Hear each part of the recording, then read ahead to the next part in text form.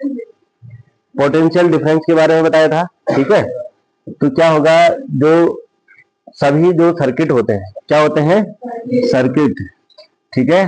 There is a component that puts energy, cell, battery और क्या है, फोटो सेल, जनरेटर, इन सब में क्या होता है, एक क्या होता है, एनर्जी सप्लाई के लिए एक डिवाइस लगा होता है, एक क्या लगा रहता है, डिवाइस लगा रहता है, ठीक है, जो कि क्या करता है, एनर्जी सप्लाई करता है, ठीक है। फिर मैंने आपको ये बताया था कि दो सिरों के बीच क्या होना चाहिए, क्या होना चाहिए, जो विभव है उसका डिफरेंस होना चाहिए। अगर विभव समान है तो इलेक्ट्रिसिटी उसमें क्या नहीं होगी, प्रभावित नहीं होगी। तो उसके लिए जरूरी क्या है कि चालक के दोनों सिरों के बीच पोटेंशियल में क्या होना चाहिए, डिफरेंस होना चाहिए। विभव में क्या होना चाहिए, अंतर होना चाहिए। विभव में क्या होना चाहिए, अंतर, जिसको विभवांतर कहते हैं। जिसको क्या कहते हैं, विभवांतर को किससे नापते हैं, विभवांतर का मात्रक क्या है, वोल्ट। विभवांतर का मात्रा क्या है, वोल्ट, ठीक है। किससे मापा जाता है, किस यंत्र से मापा जाता है, किससे, वोल्ट मीटर से। किससे नापा जाता है, विद्युत धारा को किससे नापा जाता है, अमीटर से, ठीक है। विद्युत धारा का मात्रक एम्पियर, ठीक है। विभवांतर का मात्रक वोल्ट, ठीक है। अब जो महत्वपूर्ण टर्म है ओम का नियम, किसका नियम, ओम का नियम, ओम्स लॉ या ओम का नियम, ठीक है। ओम का नियम क्या कहता है, यह जो पोटेंशियल डिफरेंस V है और जो करंट किसी भी चालक तार में फ्लो हो रहा है, किसी भी चालक में जो करंट फ्लो हो रहा है उसके बीच ये क्या बताता है, रिलेशन बताता है, रिलेशनशिप बताता है। किसके बीच, V और I के बीच, V और I के बीच क्या बताता है, संबंध बताता है। कौन, ओम का नियम, ठीक है। इस नियम के अनुसार, ठीक है, the current flowing through a conductor is directly proportional to potential difference between its ends provided its temperature remain constant, ठीक है। तो क्या हुआ इसका मतलब, इसका मतलब हुआ कि किसी चालक में प्रवाहित होने वाली विद्युत धारा I, किसी चालक में प्रवाहित होने वाली विद्युत धारा I चालक के दोनों सिरों के बीच विभवांतर V के समानुपाती होता है। किसके समानुपाती होता है, V के समानुपाती होता है, या इसको हम कह सकते हैं I is proportional to V, I is proportional to V। I विद्युत धारा किसके समानुपाती है, विभवांतर के। या इसको दूसरे शब्दों में हम इस तरह से कह सकते हैं कि किसी चालक के दोनों सिरों के बीच विभवांतर V और चालक में प्रवाहित होने वाली विद्युत धारा I क्या होती है, एक दूसरे के समानुपाती होती है। इस तरह से भी बता सकते हैं। या चालक के दोनों सिरों के बीच विभवांतर भी चालक में प्रवाहित होने वाली विद्युत धारा I के समानुपाती होती है। विभवांतर क्या होता है, I के प्रोपोर्शनल होता है, I के समानुपाती होता है। अर्थात V is proportional to I, दोनों सेम चीज है, V is proportional to I, ठीक है। अब इस प्रोपोर्शनल को हटाने के लिए हम यहाँ पे क्या है, कांस्टेंट लगाते हैं। क्या लगाते हैं, R लगा देते हैं। क्या लगा देते हैं, R। तो जो ये R है ये क्या होता है, जो इस चालक तार में क्या है, रेजिस्टेंस, अवरोध है, ठीक है। क्या है, अवरोध। विद्युत धारा प्रभावित हो रही तो उसमें कुछ ना कुछ तो अवरोध होगा। तो यह R क्या बताता है, उस अवरोध को बताता है। यानी कि R क्या है, रेजिस्टेंस है, प्रतिरोध है। R क्या है, प्रतिरोध, ठीक है। या R बराबर हम लिख सकते हैं R is equal to V upon I, I is equal to, या R बराबर V अपॉन I लिख सकते हैं। तो इससे हम प्रतिरोध भी निकाल लेंगे। अब ओम के नियम में शर्त यह है कि जो चालक तार जिसका आप V और I का प्रोपोर्शनल निकाल रहे हो, इसका टेम्परेचर सेम होना चाहिए, कांस्टेंट होना चाहिए। टेम्परेचर अगर इधर उधर घट रहा बढ़ रहा तो हो सकता है ये एक दूसरे के प्रोपोर्शनल हो। तो ओम के नियम में क्या है, जो टेम्परेचर है, टेम्परेचर रिमेन्स कांस्टेंट। शर्त क्या है, चालक का तापमान नियत होना चाहिए। चालक का तापमान क्या होना चाहिए, नियत होना चाहिए। क्या होना चाहिए भाई, नियत होना चाहिए, ठीक है। Where R is a constant called resistance, जहां R क्या है, प्रतिरोध है, ठीक है। For a given metallic wire at a given temperature, वो प्रतिरोध है किसी भी धातु तार के लिए किसी दिए गए ताप पर, ठीक है। आगे बात समझ में। तो अगर हम क्या करेंगे, अगर हम ओम का नियम का सत्यापन करेंगे तो ओम का जो apparatus है उसमें क्या करेंगे, अगर हम v को बढ़ाते हैं तो i अपने आप बढ़ जाएगा। क्यों v is proportional to i, तो v को बढ़ाएंगे तो i अपने आप बढ़ जाएगा, लेकिन कॉन्स्टेंटली बढ़ेगा। कैसे बढ़ेगा? कॉन्स्टेंटली। अगर यहाँ पे क्या है, v को हम 5 वोल्ट करते हैं, विद्युत धारा 5 एम्पियर की हो जाती है, सपोज दैट, ठीक है, या 0.5 एम्पियर की है, यहाँ 10 वोल्ट कर देते हैं तो यहाँ पे 1 एम्पियर का हो जाएगा। तो जब हम इसका ग्राफ खींचेंगे तो इसका ग्राफ इस तरह से एक सीधी लाइन में मिलेगा, इस तरह से। आ रही बात समझ में? ठीक है, तो ऐसा अगर हमारे पास कोई वायर है जिसका v और i का प्रोपोर्शनल सिर्फ एक कांस्टेंट लाइन आ रही है, यानी कि v बढ़ा रहे हैं तो i बढ़ जा रहा है, समझ गए ना? तो ओम मीटर में यही है, वहां पे क्या है, एमीटर भी है, वोल्ट मीटर भी है। तो जैसे आप क्या है v को बढ़ाते हैं तो वैसे i स्वतः ही बढ़ जाता है, उसी प्रोपोर्शनल में बढ़ेगा। अभी ओम के नियम का सत्यापन ओम मीटर से करेंगे हम प्रयोगशाला में, ठीक है। तो अगर ये इस तरह से क्या है, एक सीधी लाइन आ रही है तो इसको ओमिक कहेंगे, यानी कि ओम के नियम को फॉलो कर रहा है। लेकिन अगर इस तरह से लाइन है, हो सकता है वायर का टेम्परेचर ज्यादा बढ़ गया, ठीक है, तो ये लाइन क्या है, इस तरह से मुड़ी हुई आ रही, सीधी नहीं आ रही, तो इसमें v और i क्या नहीं है, कांस्टेंट नहीं है, समानुपाती नहीं है। तो इसका मतलब यह हुआ कि यह जो चालक है ये नॉन ओमिक है। कैसा है? नॉन ओमिक है, ठीक है। इस ग्राफ में जो अभी मैंने बताया क्या शो हो रहा है कि v क्या है, i के समानुपाती है, v बढ़ेगा तो i भी बढ़ेगा, v बढ़ेगा तो i भी बढ़ेगा। समझ रहे हो ना? यही क्या है, ओम का नियम बताता है कि किसी चालक में प्रवाहित होने वाली एक लाइन की परिभाषा है, ठीक है, और परीक्षा में याद नहीं रहती तुम्हें।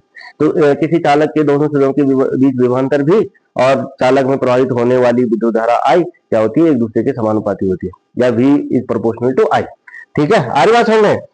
तो यहाँ पे आपने देखा होगा कि जो v क्या है वो किसके, i के समानुपाती है, ठीक है। और v अपॉन i बराबर क्या होता है, r क्या है, r क्या है, रेजिस्टेंस है। रेजिस्टेंस क्या है, जो इसमें क्या है, जो स्लोप है, ठीक है। पहले वाले में कौन सा स्लोप था, ये वाला, तो इसमें क्या है, रेजिस्टेंस एक जैसा है ना, यानी कि अवरोध ज्यादा कम ज्यादा नहीं है, ठीक है।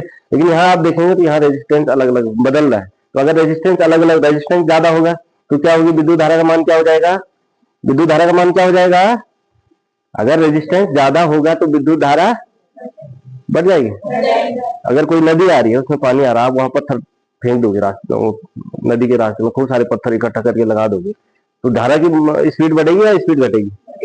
घटेगी ना। तो जो आर की वैल्यू जब बढ़ती है तो आई इनडायरेक्टली प्रोपोर्शनल है आर की कि नहीं है, तो आर अगर बढ़ेगा तो आई घटेगा, समझ रहे हो, और आर बढ़ेगा तो विभवांतर बढ़ जाएगा। ये है फॉर्मूले से, ये फॉर्मूला याद रखो और इसी से आपको बताना है। आर बढ़ेगा तो आई घटेगा, आर बढ़ेगा तो आई बढ़ेगा, आई घटेगा, और आर घटेगा तो आई बढ़ेगा, आर बढ़ेगा तो वी बढ़ेगा, विभवांतर बढ़ जाएगा उसमें, ठीक है। तो जो एसआई यूनिट है किसकी, रेजिस्टेंस की, वो क्या है, ओम। क्या है भाई, ओम। ये जसपुर वाला ओम नहीं है, ठीक है, ये फिजिक्स वाला ओम है। तो ओम है, क्या है, ओम। इसको इस साइन से रिप्रेजेंट करते हैं, if the potential difference across the two ends of a wire is 1 volt, यदि दोनों के बीच पोटेंशियल डिफरेंस 1 वोल्ट का है, and the current flowing through it is 1 ampere, then the resistance R of the conductor is 1 ohm. यदि किसी चालक के दोनों सिरों के बीच विभवांतर क्या है, 1 वोल्ट का है, तथा दोनों के बीच 1 एम्पियर की विद्युत धारा प्रभावित हो रही है, तो आर बराबर क्या हो जाएगा, 1 ओम। आर बराबर क्या हो जाएगा, 1 ओम। समझ गया ना? तो इससे हम क्या निकाल लेंगे, रेजिस्टेंस निकाल लेंगे। एक क्वेश्चन है यहाँ पे, ए 250 volt lamp draw a current of 0.5 ampere, ठीक है, from the main supply, what is the resistance of the lamp, ठीक है। रेजिस्टेंस क्या हो जाएगा लैंप का, बताओ। आर बराबर क्या होता है, V अपॉन आई होता है ना। तो V कितना दिया है, 240, और विद्युत धारा 0.5 यही दिया है। तो पॉइंट अगर आप इधर हटा देंगे तो ये क्या हो जाएगा, 2400 हो जाएगा बटे 5, ठीक है। तो 5 चको 20 और 5 अठे 480 ओम, यही है। तो जो लैंप है उसमें क्या है, कितने ओम का प्रतिरोध है, 400 480 ओम का क्या है उसमें प्रतिरोध है, 480 ओम का क्या है उसमें प्रतिरोध है। ठीक है, अब यहाँ पे आप लोगों को ये देखना है, एक क्वेश्चन और है, what current flow through a 12 volt lamp when its filament has a resistance of 100 ohm, give your answer in amperes and milliamperes. ठीक है, तो ये इसको कैसे करेंगे आप, आपको पता है आर बराबर क्या होता है, आर बराबर क्या होता है, आर बराबर वी अपॉन आई। तो आपको क्या निकालना है, आई निकालना है ना, आई बराबर वी अपॉन आर। तो आर ये कितना है 12 बटे 100, यही होगा। तो इसका जब हम भाग देंगे तो कितना आएगा 0.12 एम्पियर। ठीक है, और इसको मिली एम्पियर में जब हम क्या करेंगे कन्वर्ट करेंगे तो 1000 का गुणा कर देंगे, किसका गुणा कर देंगे, तो कितना आ जाएगा 120 मिली एम्पियर हो जाएगा। तो इसको लिख लीजिए, कर लीजिए इसको। एक क्वेश्चन और लिखो इसमें, a current of 4 milli ampere, लिखो फटाफट। A current of 4 milli ampere flow through a fine piece of resistance wire when the potential difference across it is 8 volt, what is the resistance of the wire, what is the resistance of wire, ये घर से करके लाना है। A current of 4 milli ampere flow through a fine piece of, या एक जो है पतले तार से क्या है 4.0 मिली एम्पियर का करंट क्या हो रहा है प्रभावित हो रहा है। ठीक है, जिसका विभवांतर 8 वोल्ट है, जिसका विभवांतर कितना है 8 वोल्ट है। इसकी क्या निकाले आपने प्रतिरोधकता ज्ञात करनी है, प्रतिरोध निकालना है, वायर का क्या निकालना है प्रतिरोध ज्ञात करना है। ठीक है,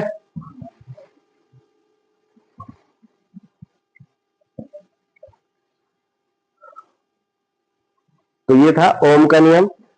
ओम के नियम से प्रतिरोध कैसे निकालेंगे, विद्युत धारा का मान कैसे निकालेंगे, विभवांतर कैसे निकालेंगे, वो हमने अभी देखा। ठीक है, factors on which resistance depend.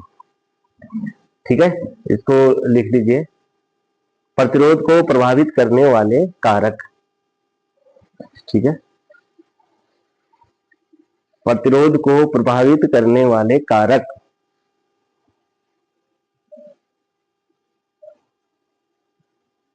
तो इसका है, पहला है पदार्थ की प्रकृति या चालक की प्रकृति। ठीक है, चालक की प्रकृति या पदार्थ की प्रकृति, प्रकृति क्या है। ठीक है, पदार्थ की प्रकृति क्या है, तार की क्या है लंबाई, क्या है लंबाई क्या है।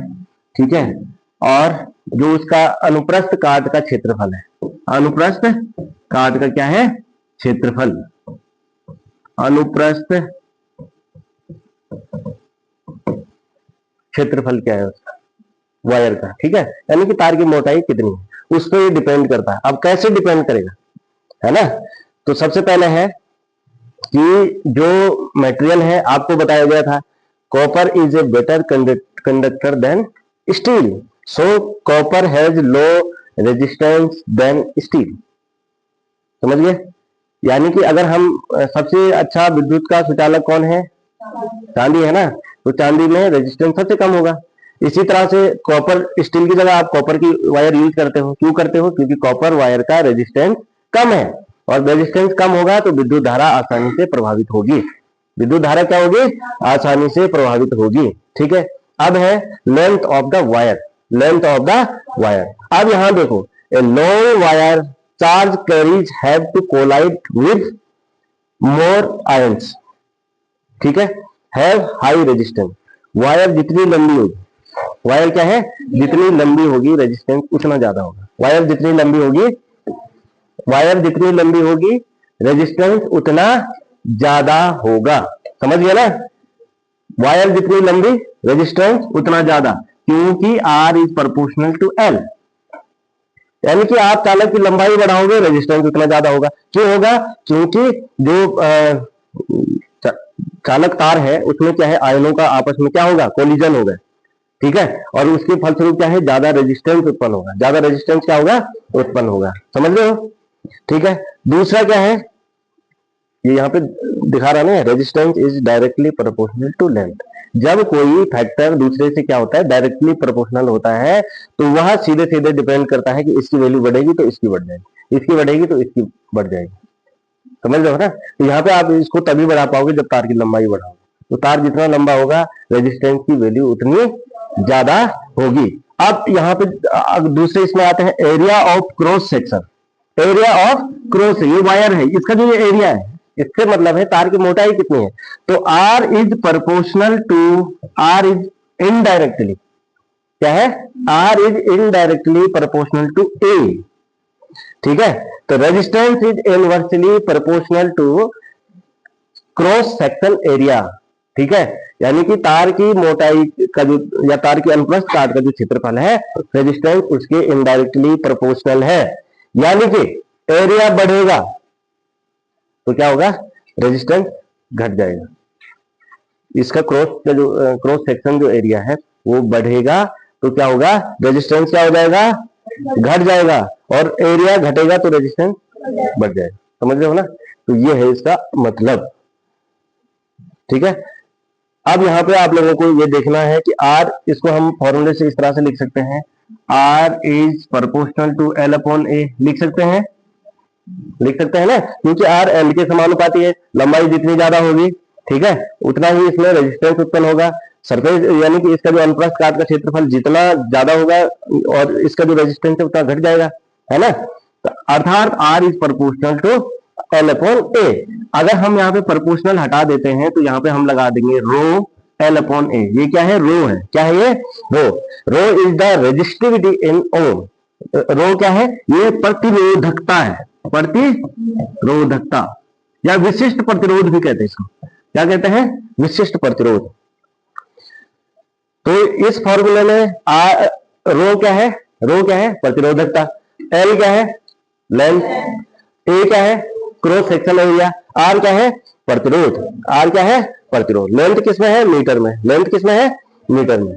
तो अब यहां पे आते हैं हम, ये रेजिस्टिविटी है क्या, वैसे ये रेजिस्टिविटी है, ये है क्या, यानी कि प्रतिरोधकता क्या, एक तो प्रतिरोध हुआ, एक प्रतिरोधकता हुई।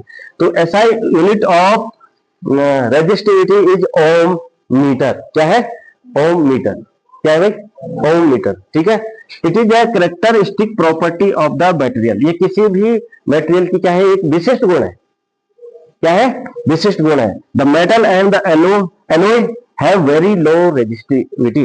जो मेटल होते हैं, जो मिश्र धातुएं होती है, वो क्या होती है, उनकी जो रेजिस्टिविटी है, प्रतिरोधकता, वो बहुत कम होती है। They are good conductor of conductivity, यानी कि रो की वैल्यू कम होगी, रो की वैल्यू क्या होगी, कम होगी, तो उसकी क्या होगी, कंडक्टिविटी उतनी अच्छी होगी, उसकी कंडक्टिविटी क्या होगी, उसमें विद्युत धारा उतनी आसानी से प्रभावित होगी। तो जो चाहे मेटल्स हैं और जो एलॉय हैं, उनकी रेजिस्टिविटी कम होती है, रेजिस्टिविटी क्या होती है, कम होती है, यानी कि प्रतिरोधकता क्या होती है, कम होती है, इसलिए वो विद्युत धारा के अच्छे चालक होते हैं। ठीक है, but insulator like rubber and glass have high resistivity. जो इंसुलेटर होते हैं, जो कुचालक होते हैं, उनकी रेजिस्टिविटी बहुत ज्यादा होती है, इसलिए वह क्या होते हैं, इंसुलेटर होते हैं, क्या होते हैं, इंसुलेटर होते हैं। तो यहाँ पे देखो, यहाँ पे सिल्वर है, इसकी रेजिस्टिविटी यहाँ पे देखो 1.59 इंटू 10⁻⁻8 है ना, 80 है, तो बहुत कम है। लेकिन अगर आप जैसे जैसे नीचे आओगे, यहाँ पर रेजिस्टिविटी क्या हो रही है, बढ़ रही है, माइनस घट रहा है ना, तो रेजिस्टिविटी बढ़ रही है। माइनस में है तो वो तो कम है ना, 10⁻⁻8 तो बहुत कम होता है, तो माइनस घट रहा है, यानी कि वो 0 के करीब आ रहा है ना। तो यहाँ पर आप लोग देखेंगे कि इस टेबल में जैसे जैसे हम नीचे को आ रहे हैं, तो इसकी रेजिस्टिविटी 23 डिग्री सेल्सियस, यानी कि लगभग रूम टेम्परेचर पर क्या है, बढ़ रही है। और अगर आप यहाँ पे देखो ग्लास की 10⁻14 ओम मीटर, ठीक है, लगाओ रबर, सल्फर है, तो इतनी ज्यादा रेजिस्टिविटी है कि ये विद्युत के क्या होते हैं, कुचालक होते हैं। ठीक है, अब है टाइप्स ऑफ रेजिस्टेंस। यहाँ देखो जो रेजिस्टेंस है, प्रतिरोध है, उनके प्रकार। फिक्स्ड रेजिस्टेंस, फिक्स मतलब जो प्रतिरोध क्या है, अपना मान क्या नहीं करते हैं, यानी कि their values does not change under constant physical condition, they are set at a particular value. ये वो रेजिस्टेंस होते हैं जो किसी भी भौतिक कंडीशन में, किसी भी भौतिक वातावरण में क्या नहीं करते हैं, अपनी वैल्यू को चेंज नहीं करते हैं, यानी कि उनकी वैल्यू फिक्स रहती है। जैसे 4 ओम हो गया, 10 ओम हो गया, 20 ओम हो गया, उनकी वैल्यू क्या है, फिक्स है। उनकी वैल्यू क्या है, फिक्स है। तो उसको हम क्या कहेंगे, फिक्स रेजिस्टेंस। इसी तरह से वेरिएबल रेजिस्टेंस, ठीक है। वेरिएबल का मतलब नाम से स्पष्ट है, परिवर्तनीय, कि ऐसे जो प्रतिरोध होते हैं जो क्या है, आसानी से फिजिकल कंडीशन या किसी भी कंडीशन में क्या है, आसानी से अपनी जो वैल्यू है उसको चेंज कर देते हैं, उसको क्या कर देते हैं, चेंज। तो यहाँ पे ये आपको दिख रहा हो, ये रियोस्टेट है। क्या है ये, रियोस्टेट है, ठीक है। ये रियोस्टेट क्या होता है, ये वेरिएबल रजिस्टर है, ठीक है। इसमें क्या होता है, जैसे आप क्या करोगे, यहाँ से इसको क्या करेंगे आप, ये इसमें शटर लगा हुआ है ना, इस शटर को आप इधर उधर ले जाएंगे तो इसकी प्रतिरोध की मात्रा क्या होगी, घटेगी बढ़ेगी। अगर प्रतिरोध की वैल्यू बढ़ रही है तो आई की वैल्यू कम हो जाती है।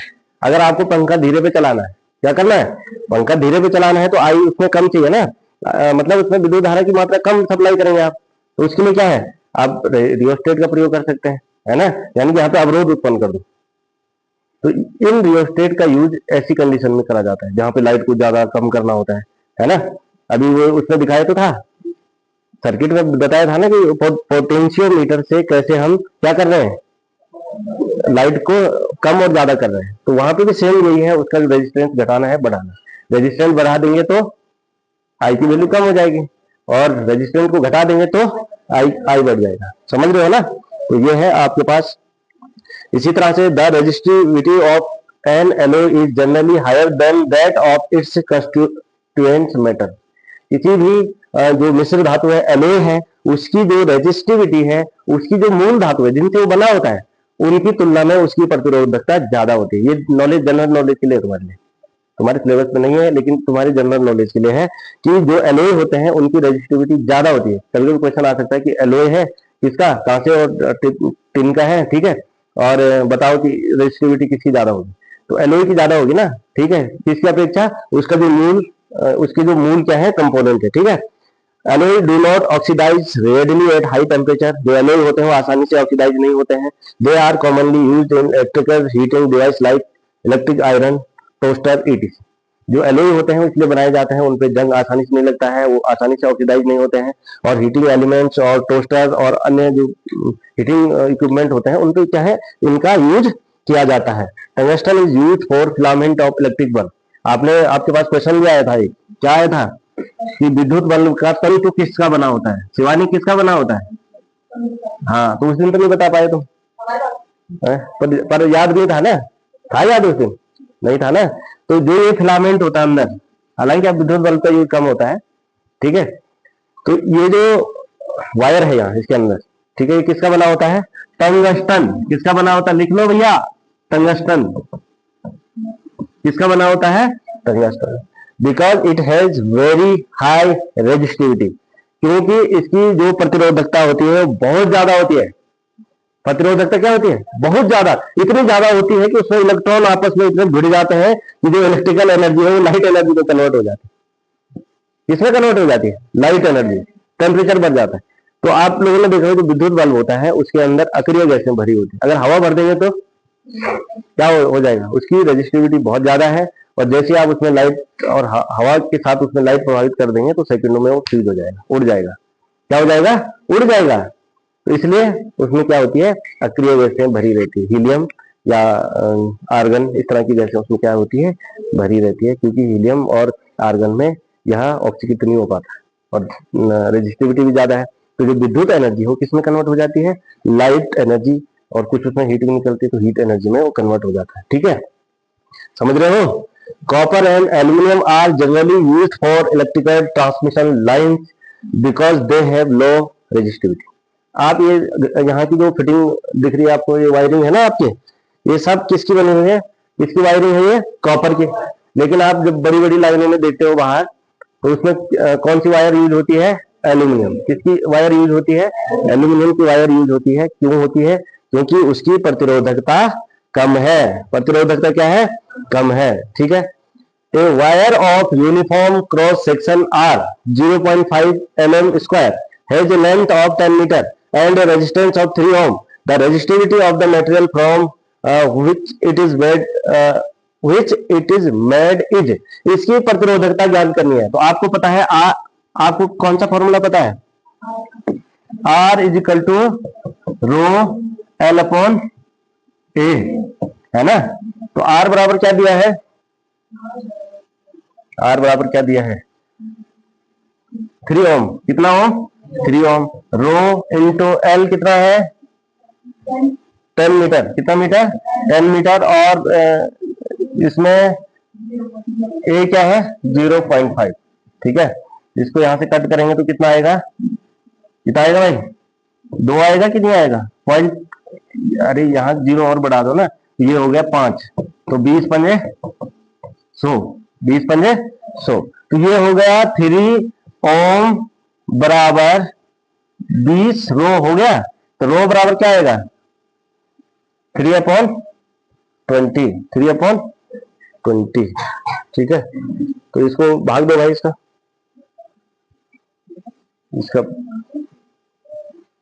करो, इसको भाग दो। भाग आता है?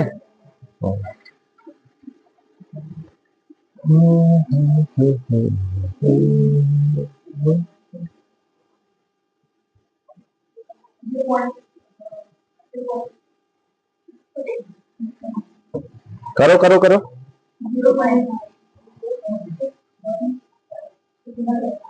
0.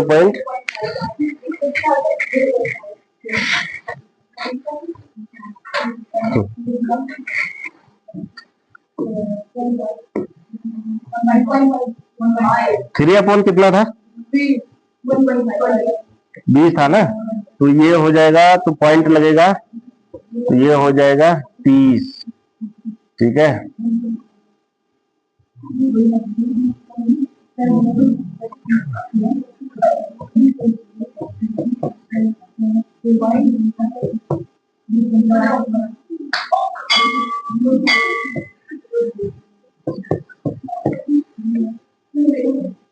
ठीक है। तो इसको अगर आप 1.5 पे लेके जाएंगे तो उतना आप माइनस जोड़ देंगे, उसमें क्या जोड़ देंगे? माइनस जोड़ देंगे। ठीक है, तो इसको इक्वेशन लिखो एक बार, थोड़ा वो घर में फिर ट्राई करना इसको।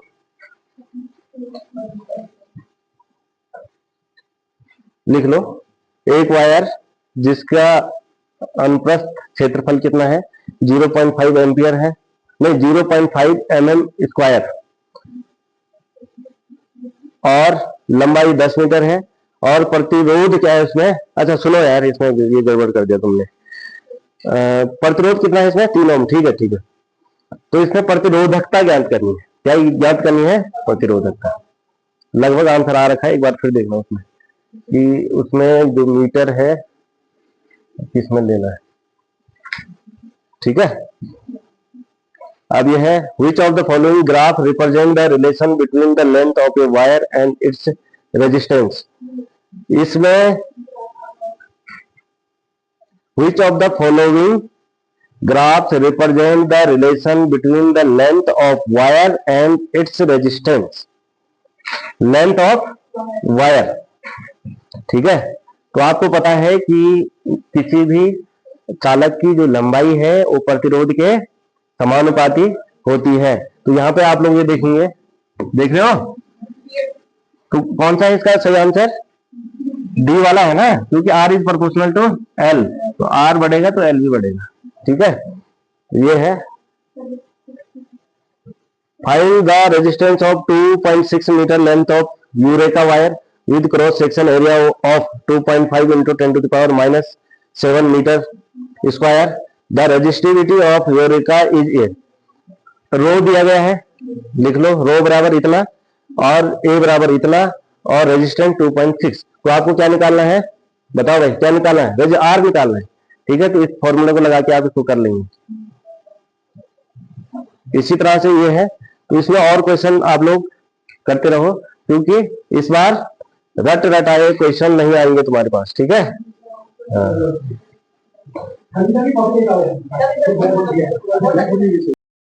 ठीक है।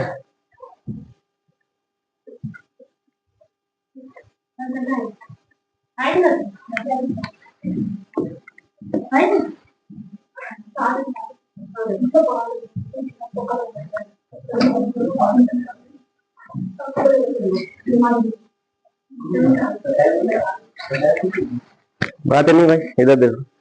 प्रतिरोध किन बातों पर डिपेंड करता है, ठीक है। किसी चालक का जो प्रतिरोध है वो किन कारकों पर निर्भर करता है। प्रतिरोध के कारक या कारकों पर निर्भर करता है। किन किन पर निर्भर करता है? पहला है जो मटेरियल है, मेटल है, उसकी क्या प्रकृति है ना। जैसे सिल्वर है, एल्यूमिनियम है, कॉपर है, ये क्या होते हैं? विद्युत के अच्छे सुचालक होते हैं, ठीक है। तो इनका प्रतिरोध का मान कम होता है। तो जो मटेरियल की जो प्रकृति है, नेचर है, उस पर डिपेंड करता है प्रतिरोध, ठीक है। तो ये है। दूसरा है length of the wire, R is proportional to L. आपको ये जानना है कि वायर जितनी लंबी होगी, ठीक है, उसका प्रतिरोध उतना ज्यादा होगा। उसका प्रतिरोध क्या होगा? उतना ज्यादा होगा, ठीक है। दूसरा है जो चालक की जो मोटाई है या क्रॉस सेक्शन जो एरिया है, उसका क्रॉस सेक्शन एरिया है, उसके व्युत्क्रमानुपाती होता है। R is indirectly proportional to cross section area, ठीक है। इसका मतलब ये हुआ तार जितना मोटा होगा प्रतिरोध उतना कम होगा उसका, ठीक है। यानी क्रॉस सेक्शन एरिया जितना ज्यादा प्रतिरोध उतना कम, क्योंकि इसके व्युत्क्रमानुपाती है। क्या है? व्युत्क्रमानुपाती है, ठीक है। अर्थात हम यहाँ पे लिख सकते हैं कि R is proportional to L upon A लिख सकते हैं। अगर हम इसका प्रोपोर्शनल हटा देते हैं तो R इज इक्वल टू रो, इसको लिख दीजिए रो एल अपॉन ए। रो क्या है? रो क्या है? रो क्या है? ये प्रतिरोधकता या रेजिस्टिविटी है, या इसको विशिष्ट प्रतिरोध भी कहते हैं, ठीक है। प्रतिरोधकता या विशिष्ट प्रतिरोध भी कहते हैं, ठीक है। तो आर क्या है? प्रतिरोध है। इसको हम किस में नापते हैं? ओम में। ए क्या है? क्रॉस सेक्शनल एरिया है, इसको हम मीटर स्क्वायर में नापते हैं। किस में नापते हैं? और एल क्या है? लेंथ है, चालक की क्या है? लंबाई है, इसको हम मीटर में नापते हैं। किस में नापते हैं? मीटर में नापते हैं। अब है रेजिस्टिविटी। तो जो रेजिस्टिविटी है यानी कि प्रतिरोधकता है, इसका जो मात्रक है वह है ओम मीटर। क्या है? ओम मीटर, ठीक है, लिख दीजिए। जो रेजिस्टिविटी है इसका रो का जो मात्रक है वो है ओम मीटर। क्या है? ओम। यह किसी भी मटेरियल की एक क्या है? किसी भी मटेरियल का एक विशेष लक्षण होता है, ठीक है। The metal and alloy have very low resistivity. जो धातुएं होती हैं और जो मिश्रित धातुएं होती हैं, इनकी प्रतिरोधकता का मान कम होता है। क्या होता है? और इसलिए इनकी जो कंडक्टिविटी है, जो इलेक्ट्रिसिटी की कंडक्टिविटी है, वो बहुत अच्छी होती है। जैसे इंसुलेटर होते हैं, जो क्या होते हैं? विद्युत रोध या कुचालक होते हैं, इनका जो रेजिस्टिविटी है, इनकी रेजिस्टिविटी बहुत हाई होती है। भंडारी जी नमस्कार। नमस्कार, ठीक है प्रभु, ठीक है। चलो ठीक। तो जो इंसुलेटर है यानी कि क्या है? कुचालक है, इनकी रेजिस्टिविटी बहुत हाई होती है। कैसी होती है? हाई होती है, ठीक है। अब यहाँ देखो, जो एक यहाँ पे क्या है, जो प्रतिरोधकता की टेबल दी गई है, तो इसमें आप देख सकते हो कि 23 डिग्री सेंटीग्रेड पे सिल्वर की रेजिस्टिविटी सबसे कम है ना, इसलिए सिल्वर क्या है? सबसे अच्छा चालक है, ठीक है। इसी तरह से अगर रबर का देखें तो 10⁻13 अप्रोक्सीमेटली है, तो ये बहुत ज्यादा होती है, ठीक है। इसलिए रबर क्या है? इंसुलेटर है, विद्युत का कुचालक है, ठीक है। अब है टाइप ऑफ रेजिस्टेंस। ये आपको रेजिस्टेंस दिख रहा है, प्रतिरोध दिख रहा है आपको। ये इसका हमने यूज भी करा था, सर्किट बनाने में करा था ना। और ये जो कलर कोडिंग है, इसकी वैल्यू अलग अलग होती है, वो बाद में बताएंगे आपको कि कलर कोडिंग अनुसार ये कितने ओम का होगा, ये बाद में इसको बताएंगे, ठीक है। रेजिस्टेंस दो प्रकार के होते हैं, एक होता है स्थिर फिक्स्ड जो होते हैं, और एक होते हैं वेरिएबल। तो फिक्स्ड ये जो रेजिस्टेंस होते हैं फिक्स्ड होते हैं, यानी कि 10 ओम, 20 ओम, 50 ओम, 300 ओम, ठीक है। लेकिन जो वेरिएबल रेजिस्टेंस है, इनका जो रेजिस्टेंस होता है वो परिवर्तनीय होता है। यानी कि ये जो आपको रियोस्टेट दिख रहा है, धारा नियंत्रक कहते हैं इसको, रियोस्टेट। तो इस रियोस्टेट का यहाँ पे क्या मतलब है कि इससे हम प्रतिरोध घटा बढ़ाकर धारा को नियंत्रित कर सकते हैं। तो ये क्या है? वेरिएबल रेजिस्टेंस है। कैसा है? परिवर्तनीय प्रतिरोध। लिखते जाओ, जो शॉर्ट में जो है इसको लिखना है शॉर्ट में, और घर जाके इसको नोट्स बनाने हैं, ठीक है। तो जो रेजिस्टिविटी किसी भी मिश्र धातु की होती है generally higher than that of जो उसके मेन कंस्टिट्यूएंट मेटल है जिससे वो एलॉय बनता है, मिश्र धातु बनती है, उसकी अपेक्षा एलॉय की जो रेजिस्टिविटी होती है वो ज्यादा होती है। क्या होती है? इसलिए जो एलॉय है वो ऑक्सीडाइज नहीं होते हैं, ठीक है, आसानी से ऑक्सीडाइज नहीं होते हैं, ठीक है। They are commonly used in electrical heating devices like electric iron, toaster, ETC. तो जो एलॉय है इनका उपयोग, क्योंकि रेजिस्टिविटी ज्यादा होगी तो प्रतिरोध ज्यादा होगा, प्रतिरोध ज्यादा होगा तो क्या होगा, क्या होगा, इलेक्ट्रिसिटी किस में कन्वर्ट होगी, हीट में। आपस में जब इलेक्ट्रॉन टकराएंगे या एटम टकराएंगे तो क्या होगा, कोलिजन होगा, कोलिजन से हीट जनरेट होगी कि नहीं होगी, तो हीट ज्यादा जनरेट होगी। तो इसका मतलब है कि जो एलॉय है इनकी रेजिस्टिविटी ज्यादा होने के कारण इनका यूज हम हीटिंग डिवाइस में करते हैं। प्रेस को गर्म करना पड़ता है, हीटर गर्म करता है, ठीक है, टोस्टर से गर्म होता है कि नहीं होता है। इसी तरह से एक धातु है टंगस्टन, ठीक है, कहाँ यूज होती है टंगस्टन, बल्ब का जो फिलामेंट होता है वो टंगस्टन का होता है, इसकी रेजिस्टिविटी बहुत हाई होती है, ठीक है, ये आसानी से क्या नहीं होता है, ऑक्सीडाइज नहीं होता है, ठीक है, इसलिए इसका यूज बल्ब में किया जाता है। Copper and aluminium are generally use for electrical transmission line because they have low resistivity. तो एल्यूमिनियम और कॉपर का यूज कहाँ किया जाता है, बताओ भाई, कहाँ किया जाता है, वायरों में किया जाता है। किस चीज के लिए, किस चीज के लिए किया जाता है, विद्युत के ट्रांसमिशन के लिए, ठीक है, विद्युत धारा को प्रवाहित करने के लिए। आपके घरों में जो तार आ रखी है ना, आ रखी है खंभों से, किस चीज के बने हैं वो तार, एल्यूमिनियम के। किसके बने हैं, एल्यूमिनियम के, ठीक है। कॉपर की भी बना सकते थे लेकिन कॉपर महंगा है, ठीक है, तो बहुत महंगा पड़ जाएगा, फिर दिक्कत हो जाएगी। वैसे तो चांदी के बनने चाहिए थे। क्यों भाई, है चांदी अब गहनों के लिए नहीं हो रहे, मतलब तारों के लिए हो जाए। क्यों भाई, आशीष, ये आशीष और रोहित तो हीरो बने रहते भाई। तुम लोग यहाँ वो अमन के पास दूध जा भाई, अमन दूध ले जा, नौकर है तुम्हारा ये आशीष। और बेटा अगर वो दिखाने में तो दूध लाते हुए कल से समझ रहे हो, तो देख लेना फिर तुम दोनों में से एक लाएंगे, ठीक है। अब नहीं जाता, अब नहीं जाता तो कोई बात नहीं, लेकिन तुम ये कहना कि सर ने मना कर रहा है, या तो बारी बारी से आना। लेकिन अगर मुझे वो दिखा हुआ डेली तो देख लेना फिर, समझ रहे हो, अरे समझ रहा है, हाँ। अब है जो रेजिस्टेंस है इनको जोड़ना, इनको जोड़ के हम इनका एक सीरीज बनाते हैं। इनको जोड़ के हम रेजिस्टेंस बढ़ा भी तो सकते हैं, घटा सकते हैं, तो इनको हम क्या है, जोड़ते हैं। इनके दो मेथड है। कितने मेथड है, दो मेथड से रेजिस्टेंस को जोड़ा जाता है। प्रतिरोधों का संयोजन, क्या कहते हैं इसको, प्रतिरोधों का संयोजन। कौन सा भाई, अरे भाई कलर कौन सा है रे, प्रतिरोधों का संयोजन, प्रतिरोधों का संयोजन, ठीक है।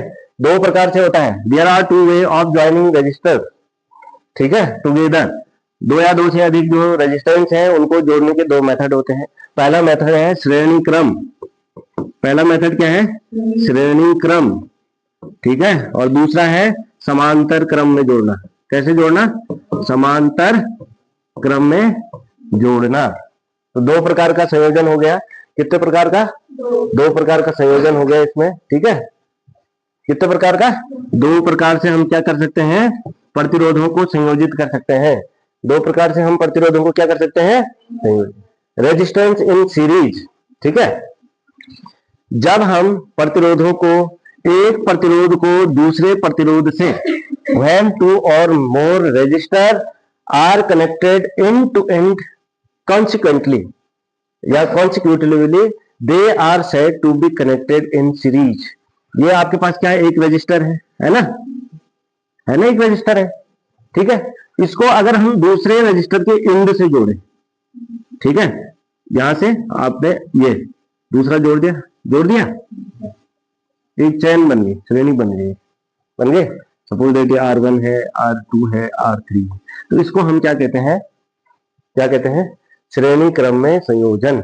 कौन सा संयोजन, श्रेणी क्रम में संयोजन।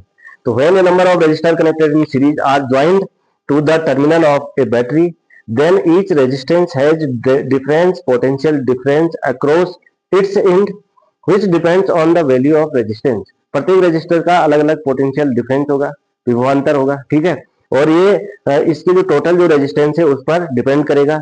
But the total potential difference across all the end of all register in series is equal. इनका जो पोटेंशियल डिफरेंस है, ठीक है, ये ध्यान देना है आपने। जब सीरीज में क्या होता है, रेजिस्टेंस जुड़े होते हैं, रजिस्टर जुड़े हुए होते हैं, तो इनका जो क्या है potential difference across all the end, यहां से और यहां तक जो टोटल इसका जो पोटेंशियल डिफरेंस होगा वो हमेशा इक्वल होगा। ये ध्यान रखना है, हमेशा क्या होगा, विभवांतर हमेशा क्या होगा, इक्वल, यहां से और यहाँ के बीच में, ठीक है। तो ये ध्यान रखना है आपने। When a number of resistor are connected in series then the same current flow through each resistance. अगर सीरीज में जुड़े हुए हैं, किसमें जुड़े हुए हैं, सीरीज में रजिस्टर जुड़े हुए हैं, तो सभी में एक समान विद्युत धारा प्रभावित होगी। लिख लो, की पॉइंट से, ठीक है। तो जब रजिस्टर या प्रतिरोध श्रेणी क्रम में जुड़े हुए होते हैं तो सभी में समान मात्रा में विद्युत धारा प्रवाहित होती है और सभी का कुल विभवांतर समान होता है, ठीक है। यहाँ आपको जो रजिस्टर है ये दिख रहे हैं, अलग अलग प्रकार के दिख रहे हैं भाई, ये एक ये है, दिख रहे हैं 1 2 3 R1 R2 एंड R3। इसको हमने किससे जोड़ा, बैटरी से। किससे जोड़ा, बैटरी से, ठीक है, बैटरी से जोड़ा, इसको जोड़ा ना। और ये विभवांतर इसमें V1 है, V2 है और V3 है। V1 V2 V3। तो हम अगर V1 की बात करें, आपको पता है, क्या पता है आप लोगों को, V is equal to I into R पता है, किससे है ये, ओम के नियम से। V is equal to I into R पता है। तो यदि आपको V1 निकालना है तो V1 बराबर क्या हो जाएगा, क्योंकि विद्युत धारा समान रूप से प्रभावित होती है, सब में होती है ना, तो V1 बराबर हो जाएगा IR1, V2 बराबर हो जाएगा IR2, V3 बराबर हो जाएगा IR, आई बात समझ में। तो जब हम इनका जो टोटल क्या लेंगे, आर लेंगे, टोटल क्या लेंगे, आर लेके टोटल आर बराबर हो जाएगा R1 plus R2 plus R3 होगा कि नहीं होगा, कैसे होगा, क्योंकि आपको पता है V बराबर I इंटू आर होता है ना, तो R की जगह V इंटू आई लिख सकते हैं। इसकी जगह आप क्या लिख सकते हो, V की जगह आप V बराबर टोटल V बराबर V1 plus V2 plus V3 होगा। नहीं आया समझ में, यहां देखो V बराबर होता है I इंटू आर, ठीक है। लेकिन आपको ये V1 V2 V3 टोटल निकालना है, तो V बराबर क्या हो जाएगा, V1 plus V2 plus V3, यही तो होगा। अब हम V बराबर I इंटू आर की वैल्यू रख देंगे, यहां भी तो रख सकते हैं, कोई दिक्कत है क्या। तो I इंटू आर बराबर हो जाएगा, V1 बराबर क्या निकला था, I इंटू R1, V2 बराबर I इंटू R2, V3 बराबर I इंटू R3। तो ये वैल्यू आप रख देंगे, I into R1 plus I into R2 plus I into R3, लिख सकते हैं। अब यहाँ पे क्या है, R बराबर क्या हो जाएगा, I इंटू आर बराबर हो जाएगी, I सब में कॉमन है, तो लिख सकते हैं ऐसा R1 प्लस R2 प्लस, लिख सकते हैं ना।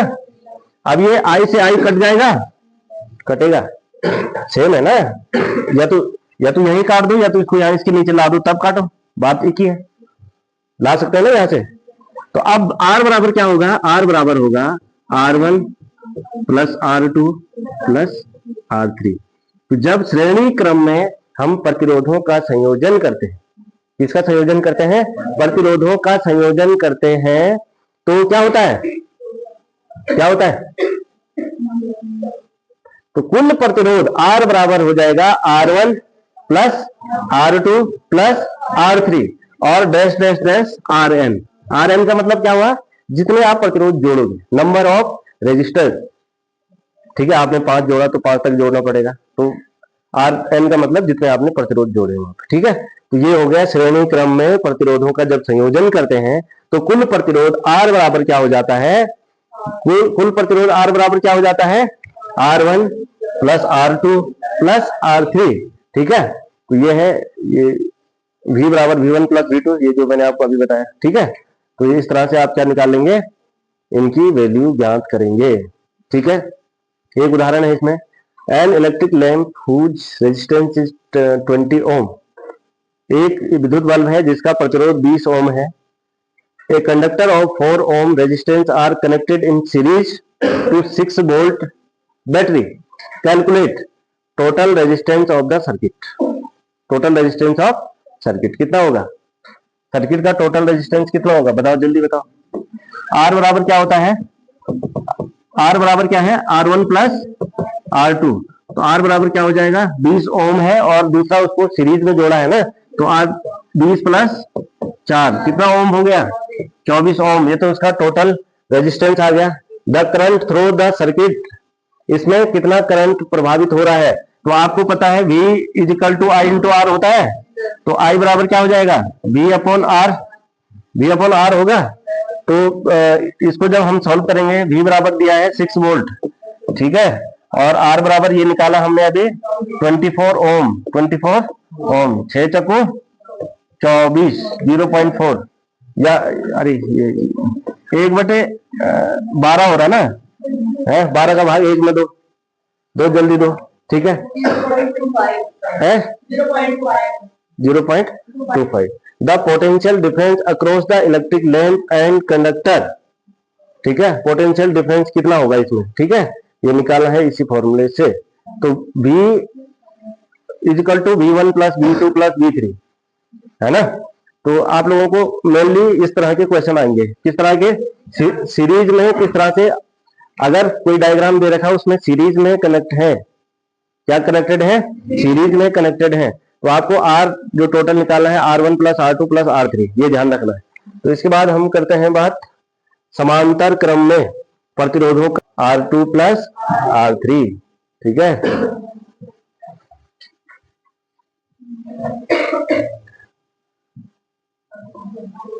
रेजिस्टेंस इन पैरेलल, ठीक है। तो यहां पे ध्यान दो, जब प्रतिरोध समांतर क्रम में जोड़े जाते हैं, किस क्रम में, समांतर क्रम में जोड़े जाते हैं, तो यहां आप लोगों को ये ध्यान देना है, they are said to be connected in parallel. तो इनको क्या कहा जाता है, एक दूसरे के समांतर कहा जाता है, यानी कि समांतर क्रम में प्रतिरोधों का संयोजन, ठीक है। When a number of resistance are connected in parallel, then the potential difference V, potential difference क्या होता है, V, ठीक है, then potential difference across each resistance is same, which is equal to the voltage of the battery applied।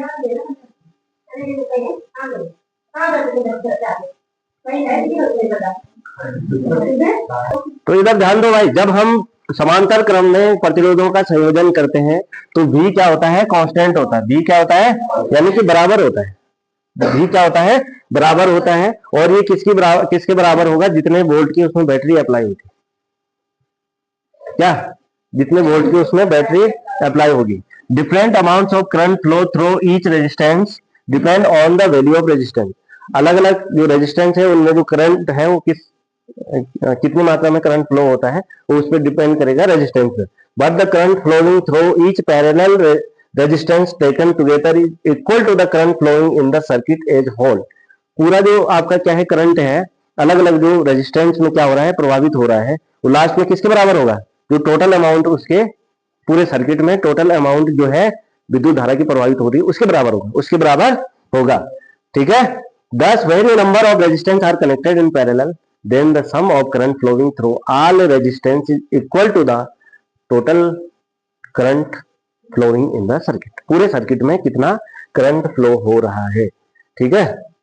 नहीं आया समझ में, आ जाएगा आगे। ये देखो यहाँ पे आपको ये दिख रहा होगा, यहाँ पे जो रेजिस्टेंस है हमने इनको पैरेलली कनेक्ट करा है। कैसे, 1 2 और 3, इनको हमने इस तरह से कनेक्ट कर दिया, जोड़ दिया तीनों को। ठीक है, ये R1 है, ये R2 है और ये R3 है। ठीक है, और इनमें प्रभावित होने वाली विद्युत धारा I1, I2, I3 और ये किसके बराबर है? I के बराबर, टोटल I के बराबर है। ठीक है, और इसको हमने जोड़ा किससे? बैटरी से। किससे जोड़ा? बैटरी से जोड़ा। ठीक है, अब कितने वोल्ट की बैटरी ले रखी है उतना ही इसका V होगा, सबका V होगा। ठीक है, तो आपको पता है कि I बराबर क्या होता है? V is equal to I into R होता है, तो I बराबर क्या होगा? V अपॉन R होगा ना। तो इसमें हमने जो पूरे में जो विद्युत धारा प्रभावित हो रही है तो वो किसके बराबर हो जाएगी? I1, I2, I3 के बराबर। किसके बराबर होगी? I1, I2, I3 के बराबर। तो I1 बराबर क्या हो जाएगा? V upon R1। I2 बराबर क्या हो जाएगा? V अपॉन R2, लिखते जाओ। और V3 बराबर क्या हो जाएगा? नहीं, I3 बराबर क्या हो जाएगा? V upon R3।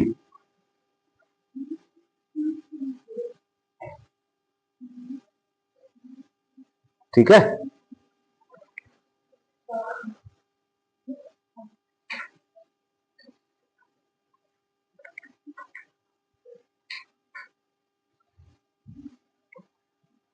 समझिए। अब हमको क्या निकालना है?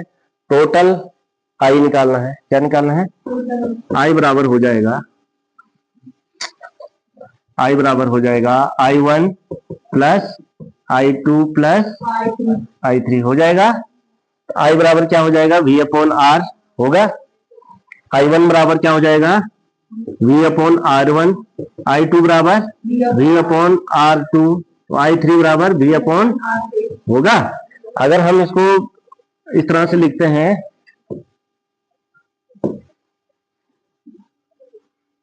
V upon R is equal to, यहां हम V कॉमन ले सकते हैं ना, क्योंकि सब में V कॉमन है ना, V कॉमन है सब में, तो V ले लिया हमने।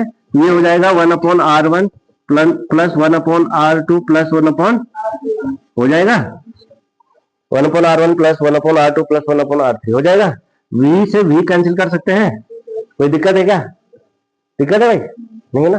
तो 1 upon R1 is equal to हो जाएगा 1 upon R is equal to हो जाएगा 1 upon R1 plus 1 upon R2 plus 1 upon R3। तो जब हम प्रतिरोधों का समांतर क्रम में संयोजन करते हैं तो कुल प्रतिरोध 1 upon R is equal to हो जाता है 1 upon R1 plus 1 upon R2 plus 1 upon R3, 1 upon R3। तो इस तरह से आप कुल प्रतिरोध निकाल देंगे।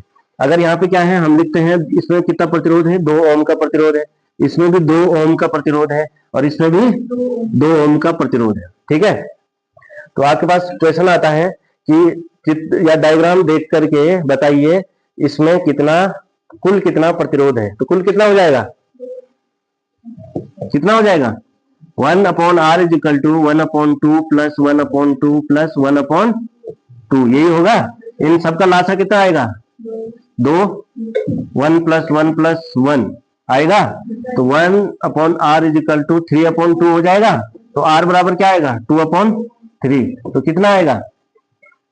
3 का भाग 2, 0.66 के समथिंग आ रहा है ना, 0.66 ओम का आ रहा है। आपने देखा अभी कि जब हम इसमें समांतर क्रम में प्रतिरोधों को जोड़ रहे हैं तो इसका प्रतिरोध घट रहा है कि नहीं घट रहा? टोटल जो इसका प्रतिरोध है वो घट रहा है ना। तो इस तरह से क्वेश्चन आता है। या जो दूसरा डायग्राम है, यहाँ पर हम एक प्रतिरोध ऐसे भी तो जोड़ सकते हैं इसके साथ, इस तरह से डायग्राम इस तरह से भी आ सकता है ना। तो माना यहाँ पे 5 ओम लिख दिया, कितना ओम लिख दिया, तो आपको पहले ये निकालना पड़ेगा इस फॉर्मूले से और फिर दूसरे फॉर्मूले से, क्योंकि ये दोनों अब समांतर क्रम में हो गए ना। ये माना ये क्या है? R1 है और ये टोटल क्या है? RA है। क्या है ये? RA है। तो RA की वैल्यू, तो यहाँ पे आप RA लिखेंगे। ठीक है, RA की वैल्यू आई 0.66। ठीक है, और टोटल जो रेजिस्टेंस अब यहाँ पे होगा R is equal to R1 plus, या RA इसको लिखो और ये RB होगा। ये टोटल कितना हो गया? RB हो गया। तो RA प्लस RB, तो 5 प्लस 0.6, तो कितना आएगा? ये 5.6 ओम। आई बात समझ में? तो परीक्षा में एक डायग्राम आपके पास ऐसा जरूर आएगा, इसलिए आज ही घर जाके इसको आपने क्या करना है, क्लियर कर लेना है। क्या करना है, क्लियर कर लेना। तो इस तरह से V1 equal to V2 plus V3, ये डायग्राम दिख रहा है आपको। इस तरह से आपको एक डायग्राम दे देगा, उसमें प्रतिरोधों का वो दे देगा, ठीक है। तो सीरीज वर्सेस पैरेलल, ठीक है। क्राइटेरिया, इक्विवेलेंट रेजिस्टेंस, जब दो या दो से अधिक प्रतिरोध सीरीज में होते हैं या पैरेलल में होंगे तो उनमें क्या समानता होगी या क्या तुलना क्या होगी उनमें। तो यहाँ पे देखो, अगर क्या है, दोनों का प्रतिरोध समान है, दो प्रतिरोध है, उनका प्रतिरोध क्या है, समान है, तो अगर उनको सीरीज में जोड़ेंगे तो more than the highest resistor, ठीक है। तो प्रतिरोध क्या हो जाएगा, जो हाईएस्ट रेजिस्टर का प्रतिरोध है उससे ज्यादा हो जाएगा। टोटल जुड़ रहा है ना, जुड़ा था सीरीज में। अब यहाँ देखो, लेस देन और equal to the lowest resistor. तो अभी हमने कहा कि 2 ओम का था ना, उससे भी कम आएगा 0.6 का, यानी कि उससे भी कम आएगा। एक रेजिस्टर जिसकी वैल्यू क्या है, सबसे कम होगी, उससे कम आएगा प्रतिरोध, टोटल प्रतिरोध किसमें, समांतर क्रम में। हो गया क्लियर? अरे क्लियर हो रहा है? तो समांतर क्रम में टोटल प्रतिरोध कम होता है, सीरीज में टोटल ज्यादा होता है, ठीक है। Amount of current is less as resistance is more. Current जितना अधिक आप रेजिस्टेंस जोड़ोगे, रजिस्टर जोड़ोगे, क्योंकि रेजिस्टेंस की वैल्यू बढ़ती जाएगी सीरीज में, तो करंट की वैल्यू घटती जाएगी। करंट की वैल्यू क्या होगी, घटती। और पैरेलल में आप जितना जोड़ रहे हैं तो उसका जो रेजिस्टेंस है वो क्या हो रहा है, डिस्ट्रीब्यूट हो रहा है। क्या हो रहा है, डिस्ट्रीब्यूट, यानी कि डिस्ट्रीब्यूशन हो रहा है। अगर माना इस रास्ते में रुकावट है तो इस रास्ते में भी है, इस रास्ते में, लेकिन अगर प्रत्येक रास्ते में क्या है, अलग अलग रास्ते में 10 लोगों को जाना, एक इससे जाए, एक इससे जाए, एक इससे जाए, तो रेजिस्टेंस क्या हो गया, घट गए, तो आई की वैल्यू बढ़ जाएगी, ठीक है। इसी तरह से switching on off, if one appliance is switch off other also not work. आओ आओ, थोड़ा एक कर रहा हूं मैं। तो जैसे आप स्विच ऑफ करेंगे एक रेजिस्टेंस का, तो क्योंकि एक दूसरे से कनेक्ट है ना, तो सारे बल्ब क्या हो जाएंगे, स्विच ऑफ हो जाएंगे, समझ रहे हो। लेकिन जब पैरेलल में होगा तो उसमें क्योंकि आप एक का अगर स्विच बंद कर भी देंगे तो जो बाकी रजिस्टर है वो तो कनेक्शन प्रोवाइड कर रहे हैं ना, तो एक बंद होगा लेकिन अदर क्या होंगे, इंडिपेंडेंटली वर्क करेंगे। समझ में आ रहा? इसी तरह से appliance failure, if one appliance stop working none of the appliance will work. एक अप्लायंस जो है इसमें वर्क नहीं करेगा तो सारा सिस्टम बंद हो जाएगा। जबकि पैरेलल में जोड़ेंगे तो एक सिस्टम अगर बंद भी हो गया तो दूसरा वर्क करता रहेगा। तो इस तरह से जो है हम इलेक्ट्रिकल जो इक्विपमेंट होते हैं या इलेक्ट्रॉनिक इक्विपमेंट होते हैं उनको बनाते हैं। Potential difference, each appliance receive maximum potential difference. एक प्रत्येक जो अप्लायंस है वो क्या है, अधिकतम विभवांतर क्या करेगा, अनुभव करेगा। Potential difference is divided so each appliance receive less potential difference. क्योंकि पैरेलल में अलग अलग इसमें क्या हो रहा है, रेजिस्टेंस में क्या हो रहा है, विभवांतर क्या हो रहा है, डिस्ट्रीब्यूट हो रहा है, तो उसमें क्या होगा, लेस पोटेंशियल डिफरेंस क्या होगा, अनुभव होगा या प्राप्त करेगा, ठीक है। ये लो, अरे